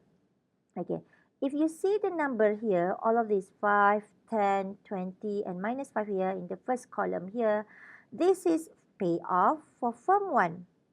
And here, all of this -5, 20, 10, -5 are the payoff for firm 2. Now, you are the firm 1. You want to decide what you want to produce, either crispy or sweet. So you look at your payoff here, the first column that consists numbers. Okay, now -5, 10, 20, and -5. Obviously, 20 is the highest profit. So when you go backward, then you know that firm 2 will produce crispy and then you produce sweet in order to obtain 20. So this is the extensive form of a game in the form of tree diagram. Now we want to look at the advantage of moving first. If you could recall back, when one firm moves first and then the second follow or responses, then we call this one as Stackelberg model. So sequential game is also known as Stackelberg model. So now let's crack on. So let's use this payoff matrix. So we have firm 1 and firm 2, and we are talking about strategy in terms of quantity. How many quantity each firm will produce. Okay, so for firm 1, we have 3 different quantity strategies, 7.5, 10, and also 15. Same goes to firm 2. Firm 2 also has 3 different strategies, 7.5, 10, and 15. And the whole thing inside here are the payoff matrix. Now, before we move to the advantage of moving first, let's try searching for or finding the Nash equilibrium. So if you try to search based on the method that I have already taught you, then you can see that the Nash equilibrium will be here. Okay, so here firm 1 will use strategy of producing 10. Same goes to firm 2. Profit for firm 1 is 100. Profit for firm 2 is 100. Total profit in the industry is 200 because 100 plus 100 is 200. But what if instead of playing war here, let's say firm 1 and firm 2 colludes. And if they want to collude, they want to make sure that both of them will get the highest profit, and most of the time they want to have more or less the same profit. So we check each of the box here. You can see that box with highest profit for both firm is basically box number 1 here. This and this 112.5 and 112.5. Obviously, we can't take 125 here because firm 2 receive 125, but firm 1 receive lower than that. So of course, they don't want to collude in this manner. So obviously, they will collude in such a way that quantity strategy is actually 7.5 for each of the firm, and profit is 112.5 for each of the firm, and total profit is 112.5 plus 112.5. Okay, now let's move to the advantage of moving first. To explain the advantage of moving first, we assume firm 1 as the first mover. So here, when firm 1 decides to move first, firm 1 will decide the quantity that it wants to produce. After firm 1's make decision, the decision firm 1 made basically constrain firm 2's choice. Okay. Now, so assume that you are firm 1 and you choose to produce 7.5. You move first, yeah? So you must consider, when you move first, you must also consider the reaction or response from firm 2. So you already know that firm 2 has 3 different strategies of quantity: 7.5, 10, and 15. When firm 1 moves first, producing 7.5, if you are firm 2, how would you respond? Which quantity would you produce? Is it 7.5? Is it 10? Or is it 15? So in order to decide, you look at profit for each of the strategy: 112.5, 125 here, and 112.5. Which one is the highest? Obviously this, isn't it? Okay, so firm 2 will choose 125, and because of that, what's the firm 1 profit? The firm 1 profits is 93.75. Okay. Now, next, let's say firm 1 wants to move first and firm 1 decides to produce 10. If you are firm 2, how do you respond? Would you produce 7.5? Would you produce 10? Or would you produce 15? So you compare profit here: 93.75, 100 here, and 75. Obviously, 100 is the best for you as firm 2. So when you respond this way, producing 10, what's firm 1 profit? Firm 1's profit is 100. Okay, next. Let's say firm 1 moves first and firm 1 decides to produce 15 quantity instead. Okay, so if you're firm 2, which quantity will you produce? Which strategy will you choose? Is it 7.5? Is it 10? Or is it 15? It's obviously 7.5 gives you the highest profit if you are firm 2. Now you firm 1 already moved first by producing 15. You know firm 2 receive 56.25 by responding by charging by producing 7.5. So you will get 112.5. Now, the question is, every time you choose different quantity here, you know what's the response of firm 2. The response of firm 2 is bounded by the profit that it could get or receive. So, as much as you can, if you want to move first, you want to be the leader, you want to make sure others who follow you receive lesser profit than you in it. So, if you want to move first, would you choose 7.5 or 10 or 15? Based on my experience in teaching this module, I can see that most of the students will choose 10 because they said that profit is the highest, 125. However, this is not the right choice. Why? If you choose to move, at the price, at the quantity of 10,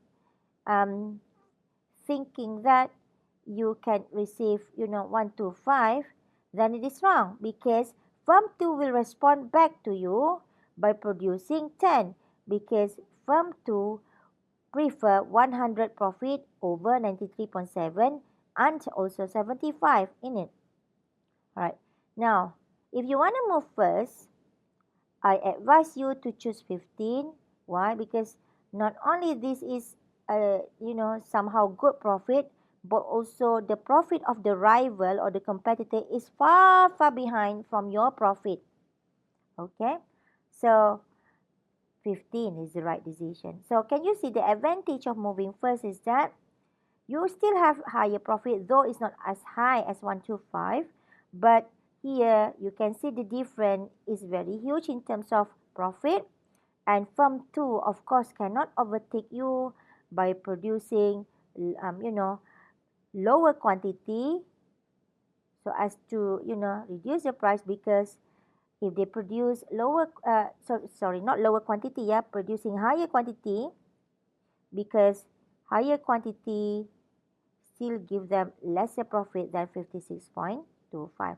So they cannot, they cannot overtake you in the industry. They cannot capture the market.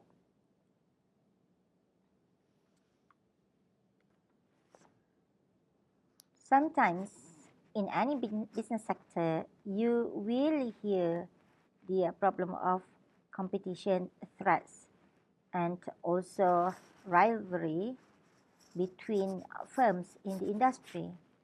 So now we want to look at threats, commitment, and credibility.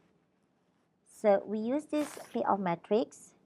Let's assume that we have two firms. They are talking about which strategy they want to use, either high or low price. So this is about price strategy for each of the firm. Now, before we talk about threats, commitment, and credibility, if we try to find the Nash equilibrium in this payoff matrix, you can see clearly that the Nash equilibrium will be in box number 2. Okay? Now, box number 2 is here. Box number 1, number 3, and number 4. Okay. Now, but before I forget, actually firm 1 produces personal computer that can be used for both words processor and also other tasks. But firm 2 only produces PC that can be used for word processors only. So you can see clearly that firm 1 is the leading company or the leading firm in the industry. Now, like I said earlier, the Nash equilibrium will be in box number 2, with firm 1 charges high price and firm 2 charges low price. Now, and if you could see this payoff matrix, as long as firm 1 charges high price, okay, regardless what strategy firm 2 will choose, both firm 1 and firm 2 can make a decent profit. So basically, I'm talking about box number 1 and number 2. Can you see? As long as firm 1 charges high price here, you can see profit for firm 1, 100, which is better than 20 here, isn't it? And if, firm 1 is here, because firm 2 chooses low price, then firm 1 still get a decent profit of 80 and not 10 here. So that's what I mean just now. Okay. All right. Now, so here, again, I repeat, even if firm 2 wants to charge low price, but because firm 1 maintained a high price, firm 1 can still get decent profit, at least 80. The highest is 100 here. Okay, this is 80, this is 100 for firm 1. Now, in the industry or market, firm 1's price action can give greater impact on industry. Okay, for instance, if firm 1 decides to choose low price strategy here, what will happen to the firm 2? Firm 2 will make zero profit here. And if firm 2 chooses high price, but if firm 2 chooses low price, firm 2 can only make 20 profit instead of 100. That's why in the industry, I can say that the price action, by firm 1 can give greater impact on the industry. Okay. But the question here is that can firm 1 threaten firm 2 by saying that, if you don't charge high price, okay, if firm 2 doesn't want to charge high price, I will threaten you by charging low price so that you will make, um, 0 or 20 profit here, or 20 profit instead of 100. Is it possible? All right, is it possible? Although firm 1 is the leading company, although firm 1 has some, some some allowance to do that.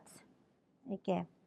Now, in this case, all right, you must understand that firm 2 has dominant strategy. If you check like the way I used to teach you in the previous slides, then you can see that firm 2's dominant strategy is basically charging low price.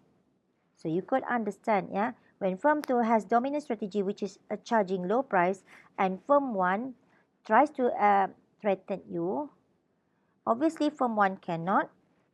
Why? No matter what, no matter what happens, firm 2 always chooses low price.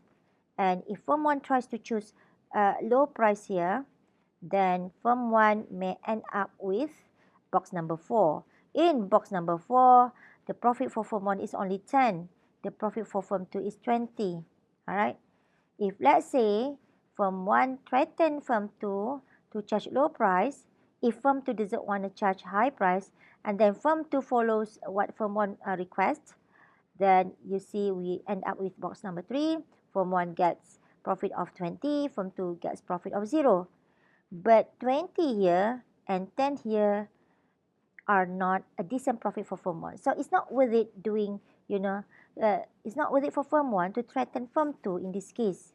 Okay. Now, in this case, when firm 1 cannot threaten firm 2, we call it empty threats.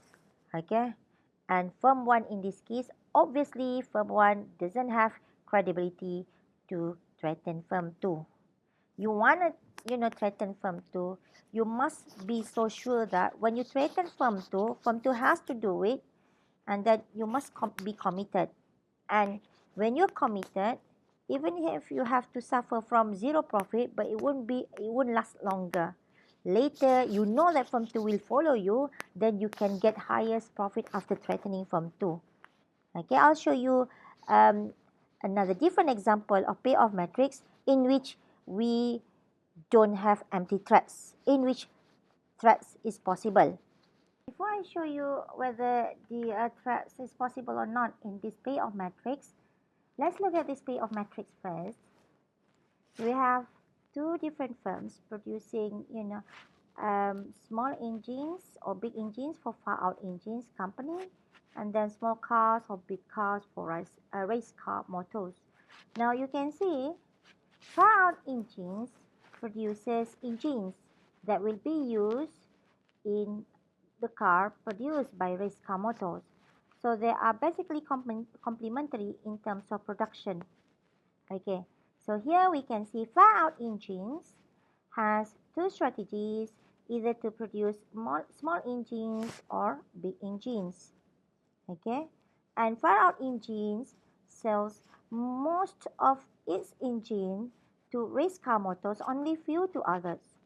Now, for race car motors, it has two strategies as well, either to produce small cars or big cars. Okay.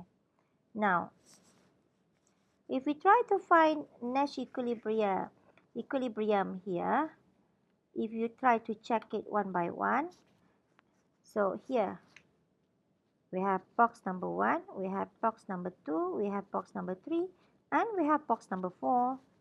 If you check one by one, the Nash equilibrium will occur in box number 1 and also box number 4. Alright. Now, if you look at far out engines here, for far out engine, which one is better, producing small engines or big engines? Okay. Is it producing small engine or big engine? Obviously, you compare the profit or payoff. 3, 1, 3, 8. 8 is bigger. So obviously, for far out engines, it is better for them to produce, big engines for big cars because it gives you the highest profit or payoff, which is 8.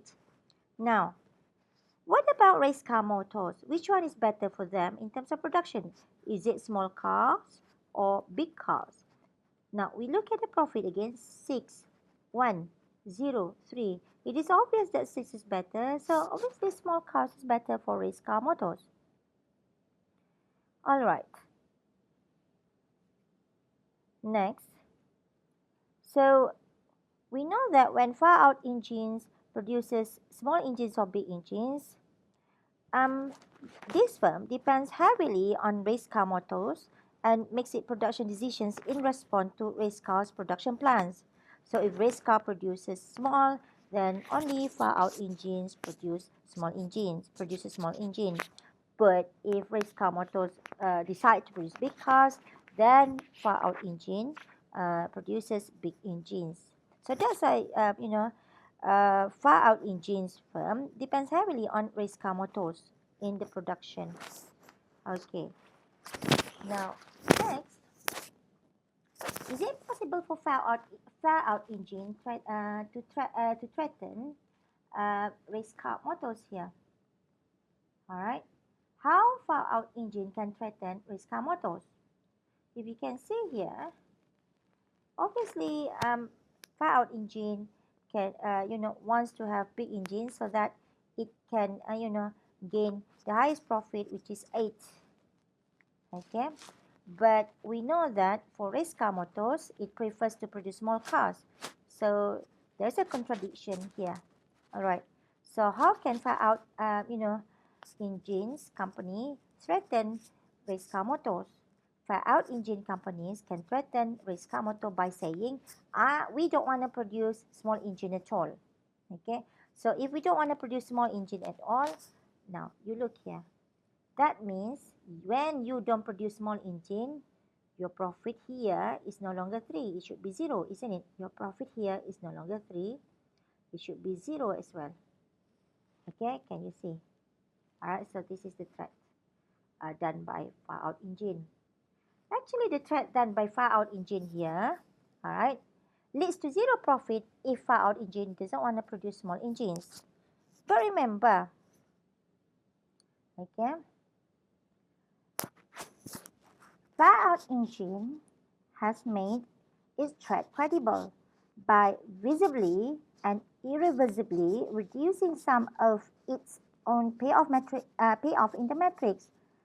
Now, far-out engine has constrained its own choices. All right. In this case, you can see clearly. All right. It can, reduce its own profit from small engines in order to threaten, race car motors by shutting down or destroying some of its small engine production capacity.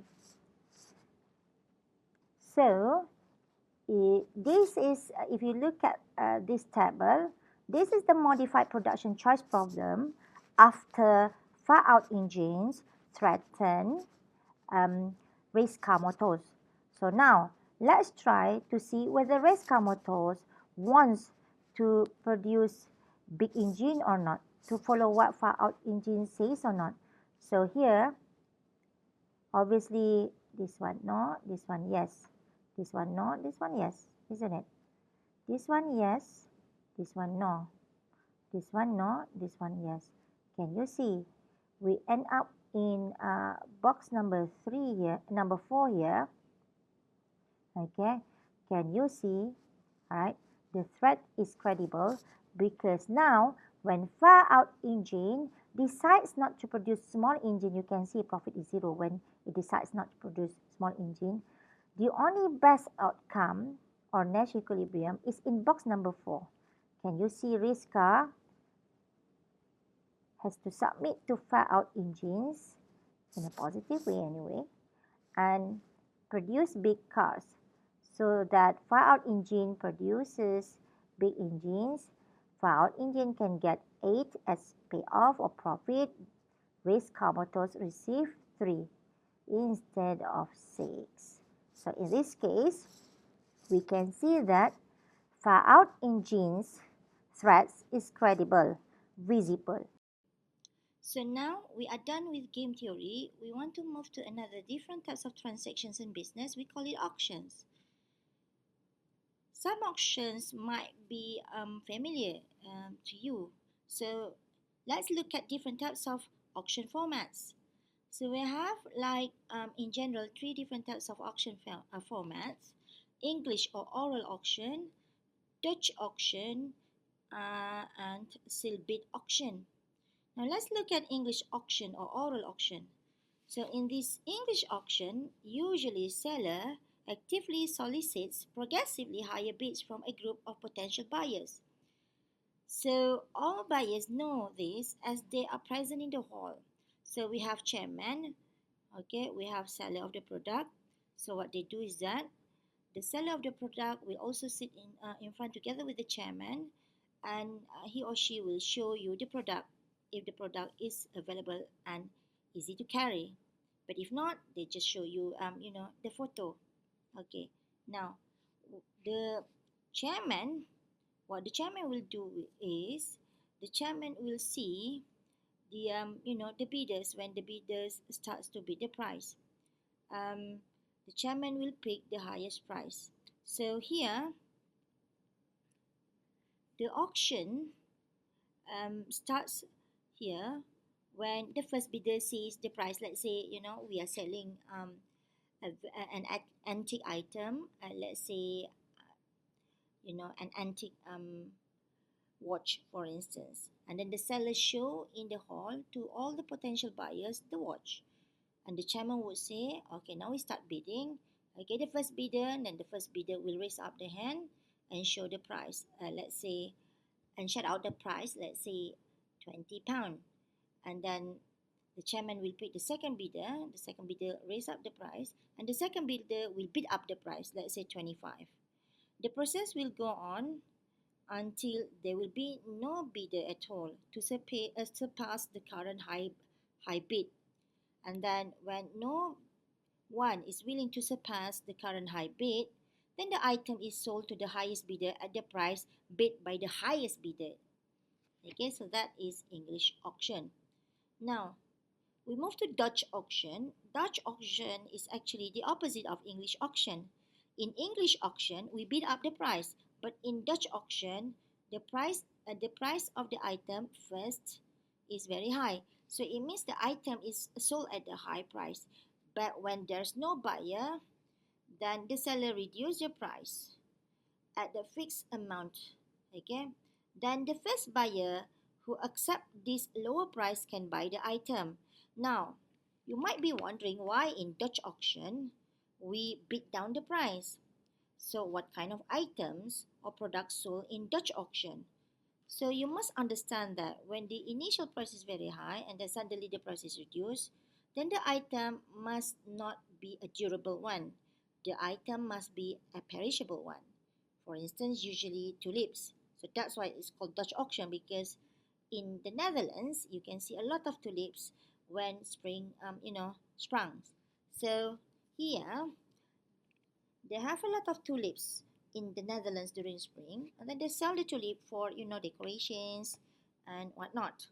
So you know that tulip is perishable item, and usually tulips is sold in a big market. It looks like farmers market, but it's actually for tulips. So that is where the Dutch auction occur.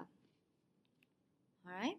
Now let's move to the third types of auction. We call it sealed bid auction. In the sealed bid auction, all bids are done in sealed envelopes.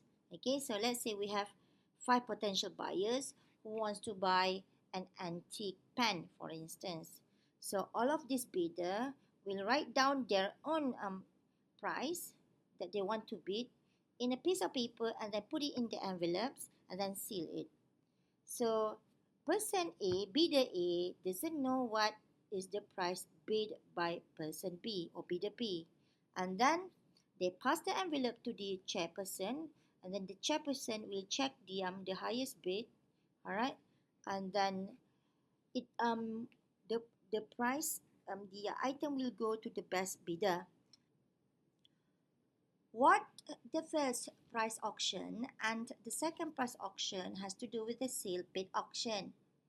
Now, in the case of seal bid auction, if the chairperson adopts first price auction, what happens is, first, he will collect all the envelopes from all of the bidders, and then he will check who has the highest bid price. Okay, the buyer with the highest bid price win the auction, and this winner has to pay the highest price. I mean his bid price. But if the auction applies a second price auction, what happens is that again the chairperson will open all of the envelopes and check who has the highest bid. Okay, the highest bidder will pay to get the item, but paying with the second highest price bid in the auction. Now we want to look at the valuation and information. So we have two things here, private value auction and also common value auction. So what's private value auction? It is an auction in which each bidder knows his or her individual valuation of the object up for bid, with valuations differing from bidder to bidder. So it means if I'm the bidder, you are the bidder also. So I know the amount that I'm bidding. Okay, and you know the amount that you're bidding, but I don't know your bid value, and you also don't know my bid value.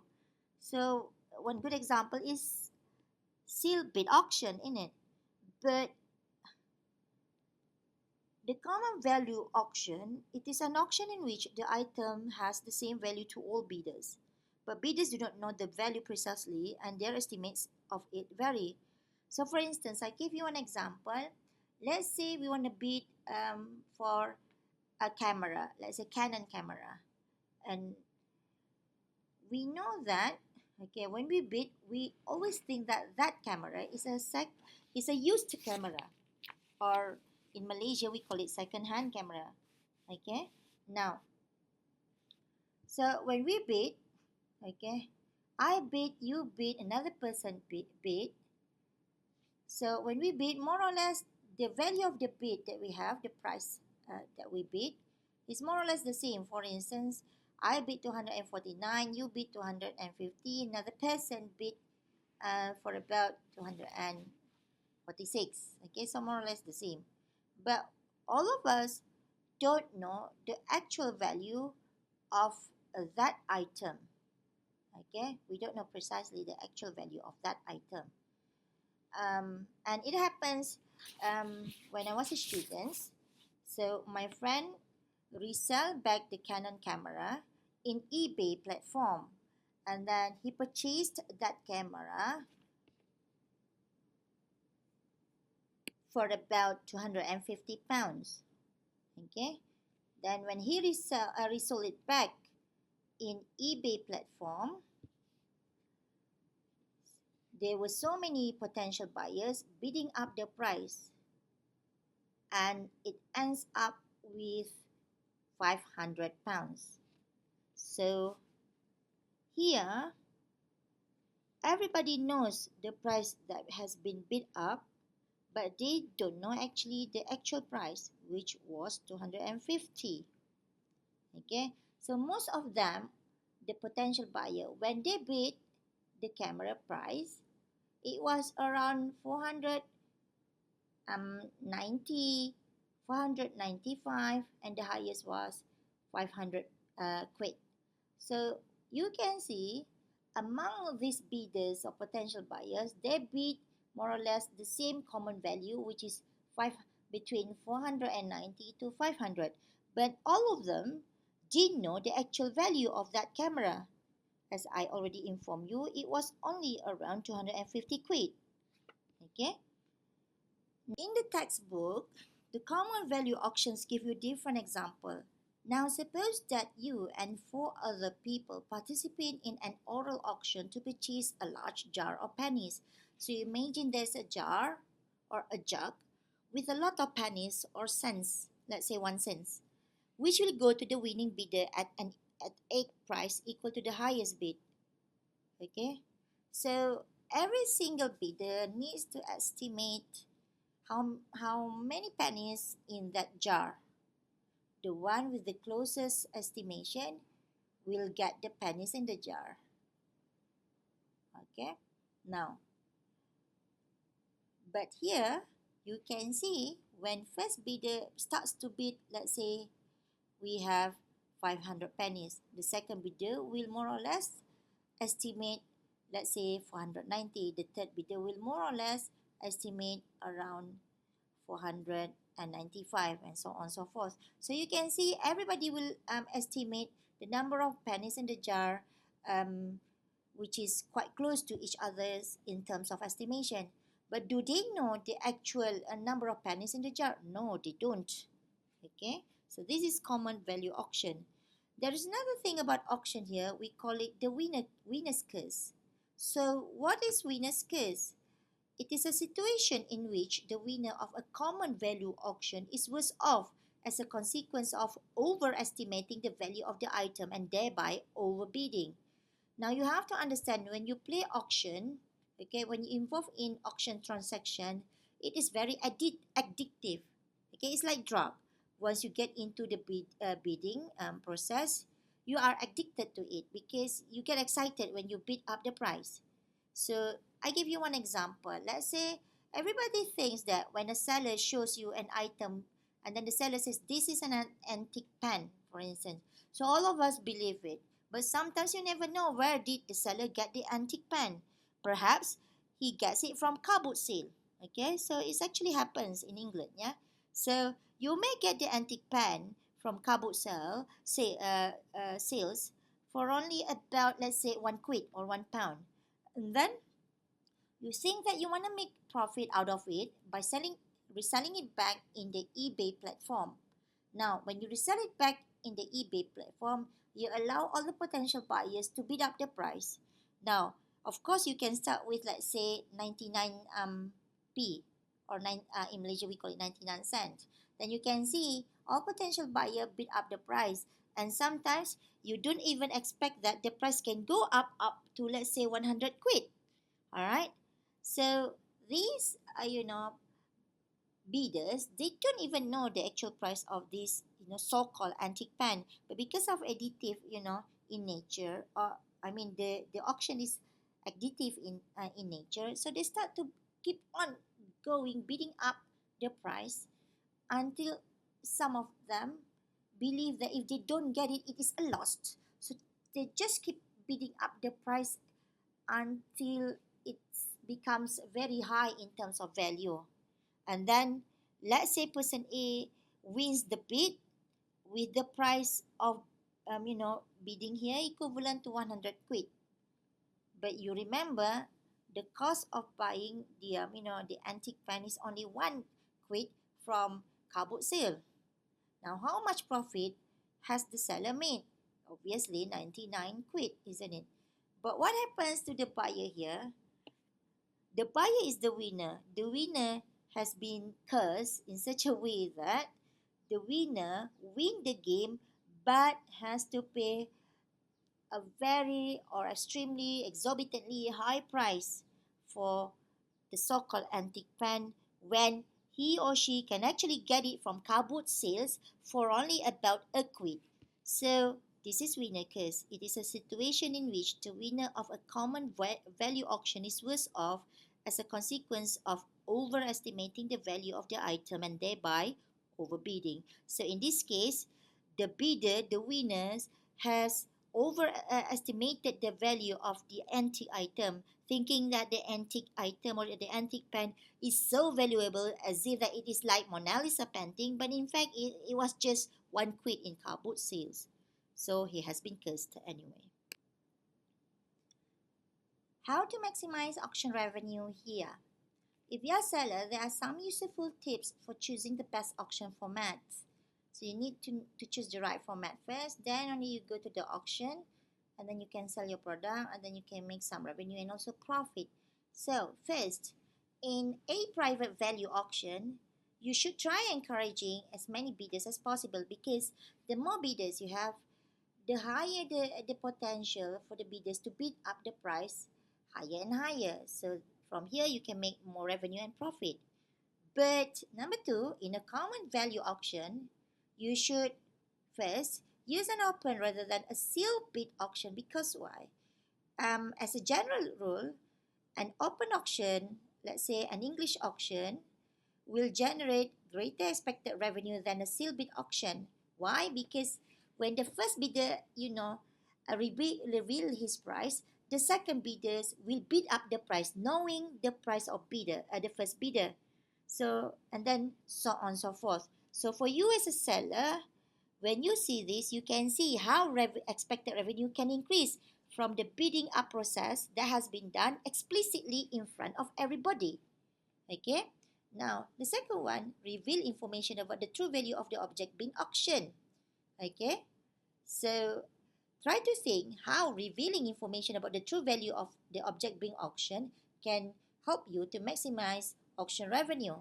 Now, number three, in a private value auction, a set a minimum bid equal to or even somewhat higher than the value to you of keeping the good for future sales.